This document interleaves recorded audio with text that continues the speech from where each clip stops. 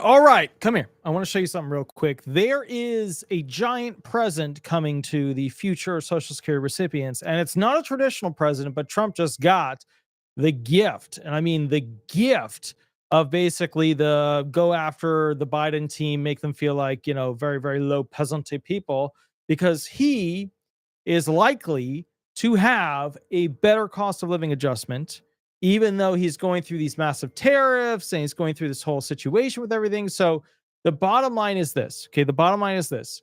At the end of the day, Trump essentially is getting a present. And the present is, just so that you're fully aware, potentially a 2.4% cost of living adjustment. Now, remember, y'all lose the higher that cost of living adjustment is, because the math is against you. If the cost of living adjustment is a very, very high number, like an 8%, a 10%, that means you are losing a significant amount of money going into the next year. If the cost of living adjustment is 1% or 2%, then you will have less traumatic shock going into 2026. In this case, as you know, 2025, right, for Biden was, his best. It was his best. He was coming out of COVID. We got to give him a little room on that, right? We got to give him a little bit of adjustment on that. But Biden, he had a 2.5%. Now, Trump, dealing with all these tariffs and things, which, to be fair, he's lucking out here. President Trump is lucking out, because what's happening is this: China's bending a knee, he's bending a knee, blah, blah, blah, blah, blah. But, who blinked first? But the bottom line with this whole situation is that he's probably going to have these tariffs worked out to the advantage of the U.S. by the time we come to those 3 months that matter. So if he can get all this stuff cleaned up and fixed up during that time, then it means the actual increase of the cost of those products, increase of the cost of those services will be lower, which means he might even beat what their current expectations actually are, which is 2.4%. Now, Biden didn't have such a good go. He had won over 8%, he had won over 5%, but he was coming out of COVID. So you got to give him a little bit of breathing room, because he was coming out of something that is like a once in a generation sort of thing. Although, to be fair, he wasn't very good with the reserve currency, farmers helping them, immigration was a disaster. There were a lot of bad things that hurt essentially our actual dollar and our ability to spend it and get a lot for it. That's what it comes down to. It's a very simple thing. You spend $1 and get the most for it. If your cost of living adjustment number is high, you spend the dollar and you get very little in return. If you have a very low cost of living adjustment number, you spend $1 and you get a lot in return, just slightly less than you did the year before. Let's go to this. USA Today published an article. Medora Leah. All right. Social Security checks could increase by 2.4% next year based on Tuesday's consumer inflation report, according to estimates by an independent analyst. Overall consumer prices increased 2.3% from a year earlier, down from 2.4% rise the previous month, and the smallest annual increase since February of 2021. So in other words, Trump is in a pretty good spot with the economy, with where it's at, although it's going to be better during those 3 potential months for the calculation of the cost of living adjustment. Because remember, they don't look at the whole year, they just look at 3 months. Okay. So, all right, here's the deal. The so-called CPIW subset of the consumer price report that's used to determine Social Security's cost of living increase rose 2.1%, down from March's 2.2% increase. The official 2026 COLA will not be determined until, of course, October, because it depends on inflation data from the third quarter, which is collected between July, August, and September. So remember, that's your 3 magic months: July, August, and September. But analysts often track the estimates in the months leading up to the crucial July through September timeframe. And they do that because they're trying to figure out exactly where this whole thing is going. But you know as well as I that Trump's going through these trade wars right now, which are not helping the cost of living adjustment situation. As a result, if he gets that stuff cleaned up by July, August, September, in October, you're going to get delivered probably an even better number than this.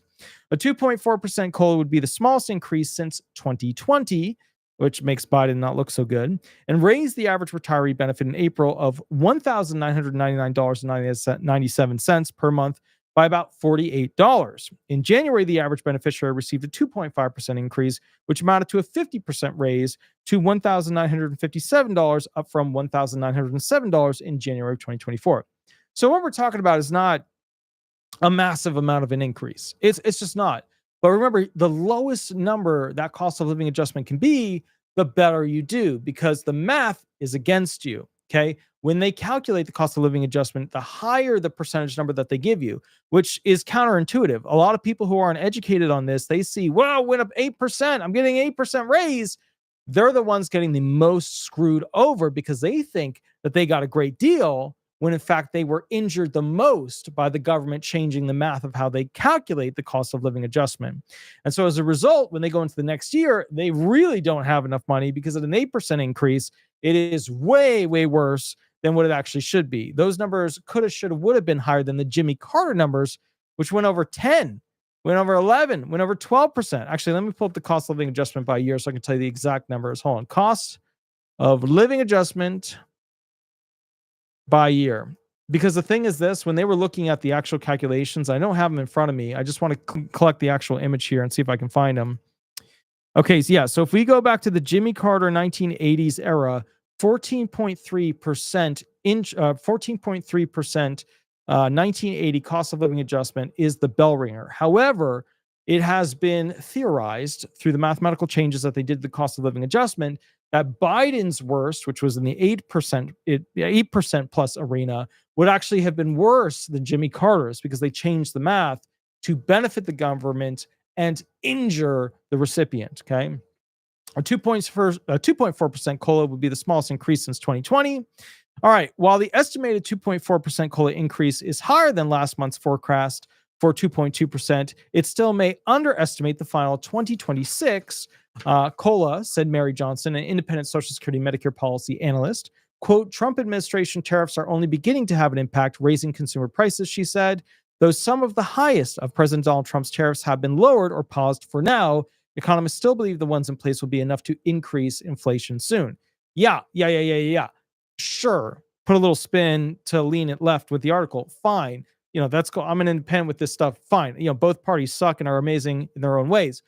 But realize, if Trump can wrap up the tariff problem by July, he's got July, August, September, then you're going to be seeing a cost of living adjustment number that's very low, which benefits you the most.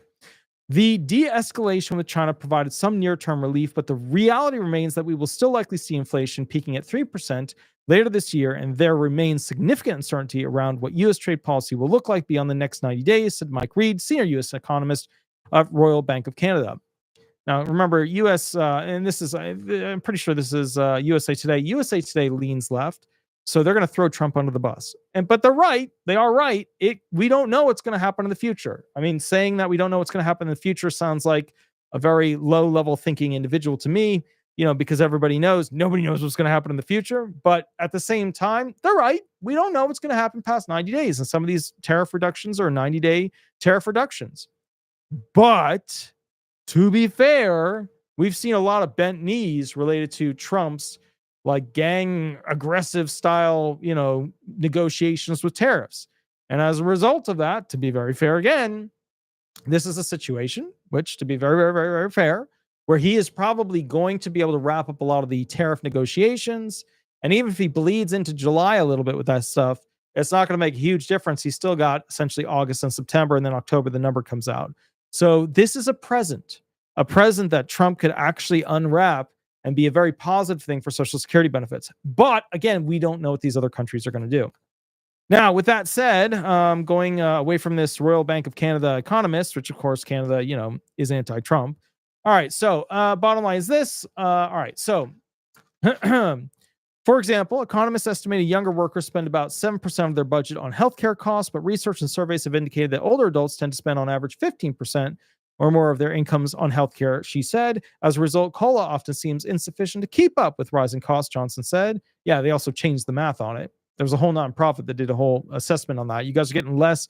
No. It was more than $500 a month you guys are not receiving because they changed the math from that 1999 area to the president. So It's bad. If you want to know like where the skeeziest thing that was ever done by the government against Social Security benefits, like in the top 5 list, messing with the cost of living adjustment math is definitely in the top 5. As a result, COLA often seems insufficient. However, this year, Johnson noted that prescription drug prices have been growing quite as fast, not been growing quite as fast as in the past years. Prescription drug prices rose 2.3% through April from 1 year ago, as measured by the Bureau of Labor Statistics. In 2023, prescription drug prices increased by 3.3% from December 2022 to December 2023, before slowing down last year.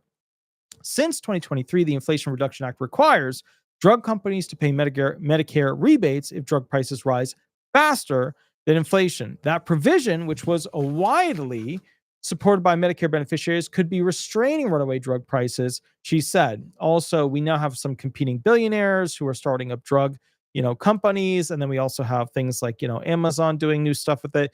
You're going to be seeing drug prices go down. It's just, the marketplace of these drug companies being completely able to control essentially these medications being produced.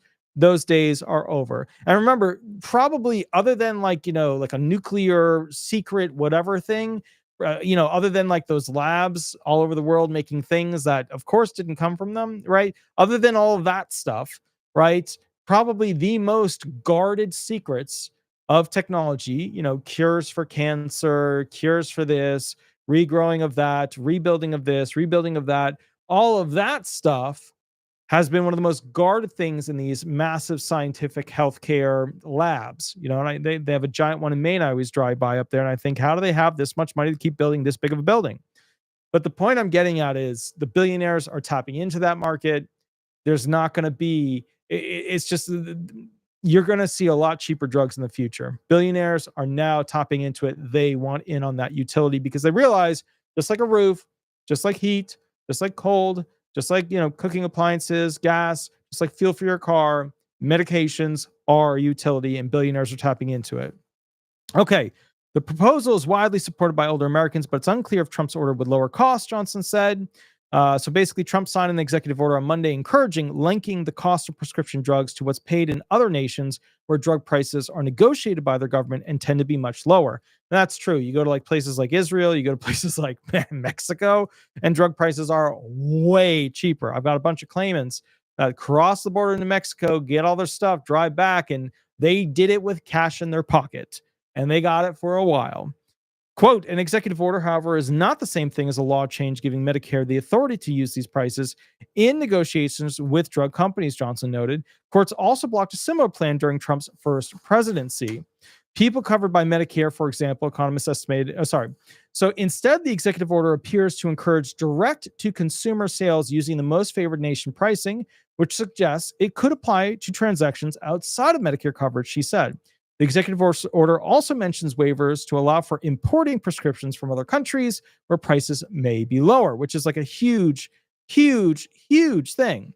Quote, if that doesn't muddy the waters enough, one has to wonder what effects tariffs would have on the final drug prices, she said.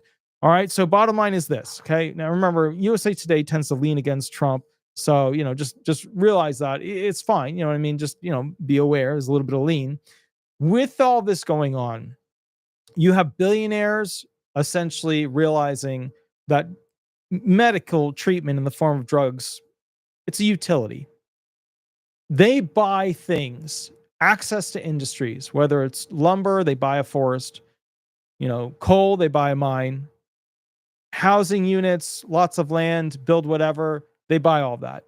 A new utility that is becoming very, very gone after by the billionaire class are essentially this drug market where they can be competitive, aggressive, and basically compete against these other drug companies. Now, combine that with RFK Jr., right? You've got a situation where now the drug companies are in trouble. They don't have the hyper-protected, extremely high walls that are restrictive to other industries trying to compete like they used to. And we will be seeing very likely drug prices as a result of this coming down. It's exciting. It could completely go the wrong way. It could be completely manipulated in a terrible way. But bottom line is this, just to be very, very clear, at the end of the day, you know what I mean? At the end of the day, things look like they're moving in a positive direction. Because remember, what do most Social Security recipients want? They want, just to be very clear, cheap drug prices, cheap medical treatment, cheap hospital visits, although that usually comes with your, Medicare options, stuff like that. Medicaid obviously covers. And then, of course, you have other things too. They want to have enough money to be able to go on vacation. They want to be able to go and, have enough money to put gas in their car. They want to have enough money to repair their car. They want to have enough money to pay for the utilities for their house. They want to have enough money to celebrate their life in their golden years. It is weird how retirement has become kind of like disability benefits. Has anybody ever thought about that? Disabled people, they don't have enough money to do the stuff that they can't do. So they have to do the stuff that they can't do because they don't have enough money. They can't hire people to help them. Retired people, it's kind of a similar gig. They don't have enough money anymore. They can't even afford, usually, to live in the same house they've been living in that they paid off over their lifespan while working all those years. So, we got to fix it. We got to fix the problem. All right. With that said, please remember to give the ducky the full like. Please remember to like and subscribe. If you want to become a member, that's totally cool too. Super awesome. With that said, please head over to Google, type in Disability Resolution Law Firm or Disability Resolution Florida right there. Go ahead and throw some stars up there if you like. Totally up to you. I love waking up to see them. They kind of get me jazzed up and rolling. I will catch you all a little bit later, but remember on Mondays and Thursdays, I go live to answer questions for free about disability law. If you want a private session, there's a mini contract below that you can go ahead and grab that, where I basically work through a unique, difficult problem that you're having. Also, with that said, please remember, you don't have to hire me as a disability attorney. You can hire any disability attorney, but if you do, call a bunch of them. Call 3 of them, call 5 of them, work with them, talk to them, see how you feel about them. Also, ask them, what is the referral fee for them to have received you as a potential client? When you call a law firm directly, there's no referral thing, yada, yada. They get the most money to be able to work on your claim. When you don't call them directly, sometimes you run into the issue. Some referral fees, totally fine. Some of them are ridiculous. They're way too high. So just kind of find out about that, okay? I will catch you a little bit later. Attorney Walter Hnot, you have a wonderful, wonderful day, and we will go from there. Thank you so much, and I will catch you tomorrow. All right, have fun. Oh, and remember, tomorrow I work with the homeless. In the morning, I have to go to a VA center for my upgraded clearance credentials. And then basically, just to be very clear, after that, I go work with the homeless for the majority of the day. So you can't expect to get me tomorrow because tomorrow, Wednesdays, I work with the homeless. I'll catch you a little bit later. You have a wonderful night. We'll go from there. Thanks so much. Bye-bye, everybody. Bye-bye.